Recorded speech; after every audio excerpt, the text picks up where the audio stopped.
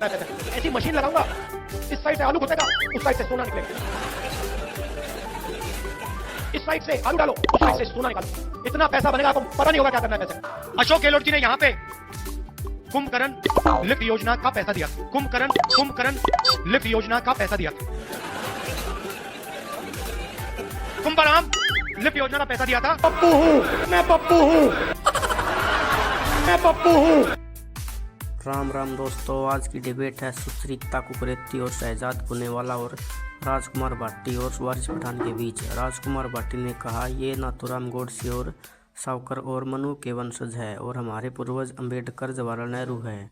इतना सुनते ही शहजाद पुनेवाला ने क्या धुलाई की है, देखे पूरी वीडियो। म्यूजिक। मैं सीधे जा रही हूँ भाटी जी के पास। भाटी जी के पास जा रहे हैं। भाटी जी जरा बताइए, शहजाद जी का यहाँ कहना है कि आपके नेता, आप सामने से तो कहते हैं वंदे मातरम बड़े जोश से, लेकिन आपके नेता कहते हैं किसी के बाप में दम नहीं है कि मुझसे वंदे मातरम बुलवा दे। ये अबू आजमी जी का बयान है। तो मुस्लिम नेता अगर ये कहेंगे तो फिर क्या होगा? कृपया मुझे थोड़ा सा, हाँ बोलिए बोलिए। सुचरिता जी कृपया मुझे थोड़ा समय दिया जाए और मेरी बात सुनी जाए। शहजाद पूनावाला के लिए मैं शर्त लगा के कह सकता हूँ आपके शो में कि इन्हें वंदे मातरम शब्द का अर्थ पता नहीं है। चड्ढा समझाओ, इसे समझाओ।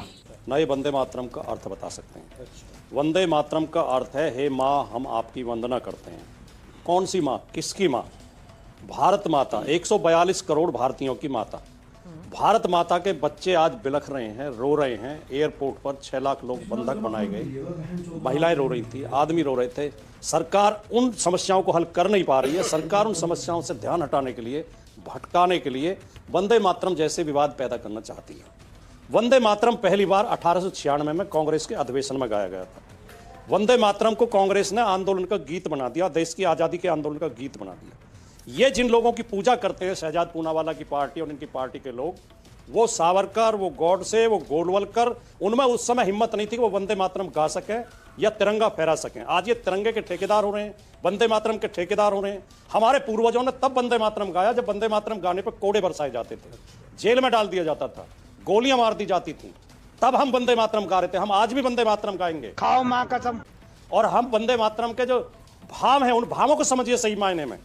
ये लोग तो वंदे मातरम पूर्वज अलग कैसे हो गए? ये कहाँ के वंदे मातरम? नहीं, पर आपके पूर्वज और इनके पूर्वज अलग कैसे हो गए? आपके पूर्वजों ने वंदे मातरम कहा, इनके पूर्वजों ने वंदे मातरम नहीं कहा। बता रहा हूं, मैं बता रहा हूं, सुन लीजिए, आप उत्तर सुन लीजिए। इनके पूर्वज गॉडसे, सावरकर और गोलवलकर हैं। इनके पूर्वज मनु हैं। हमारे पूर्वज चंद्रशेखर आजाद, भगत सिंह, जवाहरलाल नेहरू, डॉक्टर राम मनोहर लोहिया, महात्मा गांधी, बाबा साहब अम्बेडकर। ये विभाजन नहीं है, ये विभाजन नहीं है। नहीं, ये किसका नाम लेते हैं? नहीं, बाबा साहेब भीमराव अम्बेडकर को आपने अपना बना लिया और उनको कह दिया उनके नहीं है। ये विभाजन कौन कर रहा है, मुझे बताइए।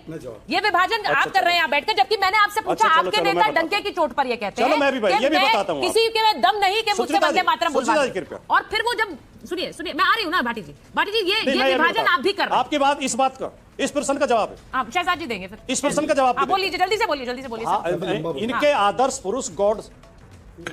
आदर्श पुरुष गॉडसे ने एक पत्रिका निकाली थी जिसे फाइनेंस किया था सावरकर ने। उसमें कार्टून छापा था 1947 में, जिसमें दशहरे के टाइम पे, जिसमें रावण बना गया था और उस रावण के पुतले पे वो चला रहे थे, तीर चला रहे थे। कौन कौन? श्यामा प्रसाद मुखर्जी, सावरकर और गोलवलकर। और उस पुतले में जो 10 रावण के चेहरे बनाए थे वो कौन थे? महात्मा गांधी, जवाहरलाल नेहरू, सरदार पटेल, सुभाष चंद्र बोस, बाबा साहब अम्बेडकर, खान अब्दुल गफ्फार खान। इनके देखिए ये क्या बोला है आपने भाटी जी? हाँ प्लीज शहजाद जी, ये नहीं, इसका जवाब आपको देना पड़ेगा। इनके पूर्वज नहीं भाटी जी, ये बहुत बड़ा आरोप है। मेरी एक ही शर्त है, मैंने जितनी पेशेंस से इनको सुना है, सुनेंगे यहाँ पर बैठे उनके एजेंट बीच में ना बोले। हाँ बोलिए। अभी मजा आएगा ना भिड़ो। सबसे पहले मुझ जैसे भारतीय मुसलमान को वंदे मातरम का अर्थ मत समझाइए, जाकर उस अबू आजमी को समझाइए। जाति करना रोजाना एक रिसर्च होता है कि मुसलमानों को किस तरह से बेइज्जत किया जाए, कैसे उसको जो है दबाया जाए, कैसे उनको कमजोर किया जाए। ये बातें करके ये सत्ता में रहना चाहते हैं। ये खाली मुस्लिम, हिंदू, पाकिस्तान, हिंदुस्तान निकाल देना तो ये जीरो हो जाएंगे ये लोग। ये आस्था की बात है, हमने कभी उसका विरोध नहीं किया है।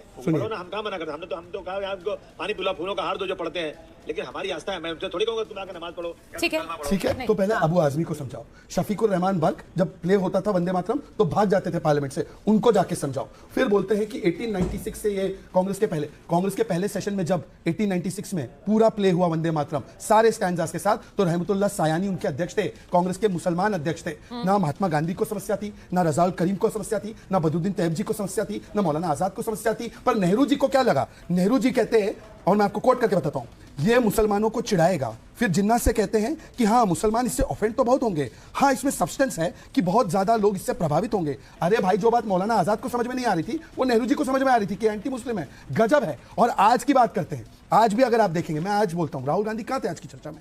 राहुल गांधी वीपी ओथ में नहीं आते, सीजीआई के ओथ में नहीं आते, राहुल गांधी शुभांशु शुक्ला के डिस्कशन में नहीं आते, वंदे मातरम के डिस्कशन में नहीं आते। पर मुझे पुतिन से मिलना है, मुझे क्यों नहीं बुलाते? अच्छा, राहुल गांधी जी से ऐसे मौके पे तो पूछिए कि बाकी सब तो छोड़ दो, राहुल गांधी ने खुद ने कितना मान किया, मैं आपको उदाहरण के तौर पर बताना चाहता हूं। यह है सिद्धरमैया, कांग्रेस पार्टी के लोग वंदे मातरम ना बोले, सिद्धरमैया का बयान। फिर राहुल गांधी, 2 स्टैंजा बच्चे अभी तो, उसमें भी राहुल गांधी ने बोला केसी वेणुगोपाल को, मेरे पास टाइम नहीं है, जल्दी से एक स्टैंजा में निपटाओ वंदे मातरम। ये हिंदू में रिपोर्टेड है। अब आखिरी बात पे आना चाहता हूं। इन्होंने बोला कि हमने तिरंगा नहीं फहराया, हमने तो कुछ नहीं किया, यही लड़ाई लड़ रहे थे ना। अब इन्होंने गोडसे का नाम लिया। गोडसे का मंदिर बनाने वाला बाबूलाल चौरसिया पता है किसकी पार्टी में है? कांग्रेस पार्टी में। इन्होंने अंबेडकर लास्ट अंबेडकर जी की बात की ना, अंबेडकर जी को भूमाफिया एक ही व्यक्ति ने बोला है, पता है उसका नाम क्या है? Mister Azam Khan.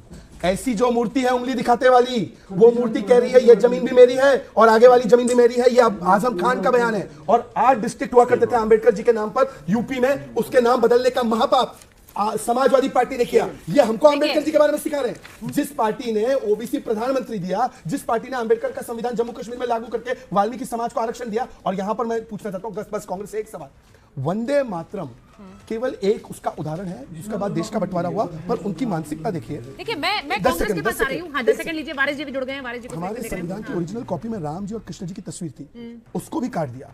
Hindu law reform कर दिया, मुस्लिम लॉ को टच मत करो। सोमनाथ का विरोध किया, बाबरी के लिए सरकारी पैसा दे दो। ये सब तब से शुरू हुआ और आज तक ये चल रहा है। देखिए, भारतीय राजनीति, अब ये जो बात कही जा रही है वारिस साहब के मुस्लिम तुष्टीकरण के तहत इतने फैसले लिए गए, वो तो राष्ट्रगीत से शुरुआत हो गई। तब भी आप कहते रहते हैं कि देखिए कैसे ये आज के समय में मुसलमानों को पीछे कर दिया, मुसलमानों को पिछड़ा कर दिया। ये कह रहे हैं, सीधी बात है, मैं आपसे पूछूंगी, मुस्लिम लीग ने कहा तो गीत बांट दिया, फिर विभाजन मांगा तो देश बांट दिया। ये हुआ कि नहीं हुआ वारिस साहब? देखिए सुचरिता जी, सबसे पहली बात तो यह है कि वंदे मातरम नेशनल सॉन्ग है, हम इसका आदर और सम्मान करते हैं। जो पढ़ता है पढ़िए, कोई इसको किसी को दिक्कत भी नहीं है, कोई किसी को रोकता भी नहीं है। मगर संविधान का article 25 right to practice religion की इजाजत देता है। अगर मुझे मेरे रिलीजन में जो करना है मैं कर सकता हूं, क्योंकि वंदे मातरम में कुछ चीजें ऐसी है जो इस्लामिक धर्म के हिसाब से सही नहीं है, तो कोई मुसलमानों को पढ़ने से थोड़ा उसमें दिक्कत होती है। सुप्रीम कोर्ट का एक जजमेंट है, वारिस साहब आपसे सीधा पूछ रहे हैं, सुप्रीम कोर्ट का जजमेंट है, मौलाना आजाद गा सकते थे तो वारिस पठान नहीं गा सकते? सुप्रीम कोर्ट को मानता है। सुनिए, सुप्रीम कोर्ट के जजमेंट पे मैं हूं, बिजॉय मैनुअल का, उसमें साफ तौर से कहा है कि नेशनल एंथम, यानी जो हम पढ़ते हैं दिल के साथ, सुकून के साथ, खुशी के साथ, अगर मौलाना आजाद गा सकते थे तो वारिस पठान नहीं गा सकते हैं, बोल नहीं सकते हैं वंदे मातरम। और ये नेशनल सॉन्ग है, नेशनल एंथम और नेशनल सॉन्ग। आप मेरा सवाल ढक कर रहे हैं क्या? जवाब नहीं देना चाह रहे? मैंडेटरी नहीं है, जिसको आप मेरे बात नहीं सुनेंगे, मैं आपका सवाल नहीं सुनूंगा, साफ बात है। नहीं, मैं आपकी बात सुन रही हूँ। आप मुझे संविधान की और फंडामेंटल राइट्स की दुहाई दे रहे हैं, उनके बारे में मैं अच्छी तरह जानती हूँ वारिस साहब। सवाल पूछ के नहीं, आप जानते नहीं हो ना सवाल। प्रॉब्लम ये, सवाल पूछ के जवाब सुनने की ताकत रखना पत्रकारिता का सबसे अहम धर्म। आप धर्म से भटको मत, मैं नहीं भटकूंगा, मेरे जवाब दूंगा, मैं आपका जवाब दूंगा। वारिस साहब, मैंने सवाल क्या पूछा? आज जो हमको राष्ट्रवाद का पाठ पढ़ा रही है बीजेपी और आरएसएस, नहीं, कोई राष्ट्रवाद का पाठ नहीं पढ़ा रहा है वारिस साहब, पढ़ा नहीं सकता है। मुझे ये बताइए, आपके राष्ट्रवाद पर कोई क्यों उंगली उठाएगा? शहजाद जी के राष्ट्रवाद पर क्यों उंगली उठाएगा? लेकिन मैं आपसे सवाल तो पूछूंगी ना कि मैं पूछूंगी, मौलाना आजाद अगर वंदे मातरम कह सकते थे तो वारिस पठान नहीं कह सकते? यहाँ बैठे हुए मुमताज जी नहीं कह सकते? फैज साहब नहीं कह सकते? किसी को भी आप जबरन फोर्स नहीं कर सकते। मैं फोर्स कर ही नहीं रही हूं। जवाब है। अब आपको मेरा आगे बात सुनना है तो आप मुझे बोलने का मौका दीजिए। बोलिए। वो पूछना चाहता हूं, कितने बीजेपी आरएसएस के लोगों ने जंगे आजादी में हिस्सा लिया और वंदे मातरम बोलते हुए अपने सीनों पे गोलियां खा ली या फांसी के तख्ते पर चढ़ गए? उनका नाम बताया जाए। बात बताएंगे नेशनलिज्म पेट्रियटिज्म क्या है, जिन्होंने 52 साल तक के अपने नागपुर के हेडक्वार्टर के ऊपर राष्ट्र हमारा ध्वज नहीं लहराया, हमारे तिरंगे का अपमान किया, ये हमको समझाएंगे। अब 25/11/2025 की बात कर रहा हूं, ज्यादा दूर नहीं जाते अपन। 8 दिन पहले आपको लेकर चल रहा हूं मैं सुचरिता जी। राज्यसभा के अंदर सेक्रेटरीट ने एक सर्कुलर निकाला कि संसद के अंदर आप जय हिंद और वंदे मातरम नहीं बोल सकते क्योंकि ये डेकोरम मेंटेन नहीं होता इससे। चलिए बताइए आप, वंदे मातरम बोलने से डेकोरम खराब हो रहा था 25 तारीख के दिन, और आज ये हमको पाठ पढ़ा रहे वंदे मातरम को, साफ दर्शाता है ये ध्यान भटकाने की एक कोशिश की जा रही है ध्रुवीकरण द्वारा। और बंगाल में क्योंकि चुनाव आ रहा है, इनके पास डेवलपमेंट विकास के नाम पे तो कोई मुद्दे है नहीं, वो इंडिगो के बेचारे बंगाल में चुनाव आ रहा है तो देखिए, बंगाल में चुनाव आ रहा है तो बहुत सारे मुद्दे और भी आ रहे हैं। पूरी तरह से बंगाल में चुनाव आ रहा है। नहीं वारिस साहब, ये एक मुझे बताइए, आपने प्रण लेकर आया, आपके आज मेरे सवाल का जवाब नहीं देंगे आप। नहीं आपने प्रण ले लिया, अब आप भी आ जाइए। हाँ बोलिए बोलिए, हाँ क्यों बताइए। जो पार्टी भारत माता की जय नहीं बोलती, इनके नेता ने बोला भारत जय फिलिस्तीन तो बोलते हैं। सब रोक लगाए नारेबाजी के लिए। अब सुनिए सुनिए वारिस साहब, एक सेकंड, इनकी पार्टी का स्टैंड है हम भारत माता की जय नहीं बोलेंगे, और ये स्टैंड कांग्रेस का भी है। बाय द वे, कांग्रेस के नेता ने भारत माता की जय के नारे रुकवा कर बोला सोनिया माता की जय बोलो, बीडी कल्ला।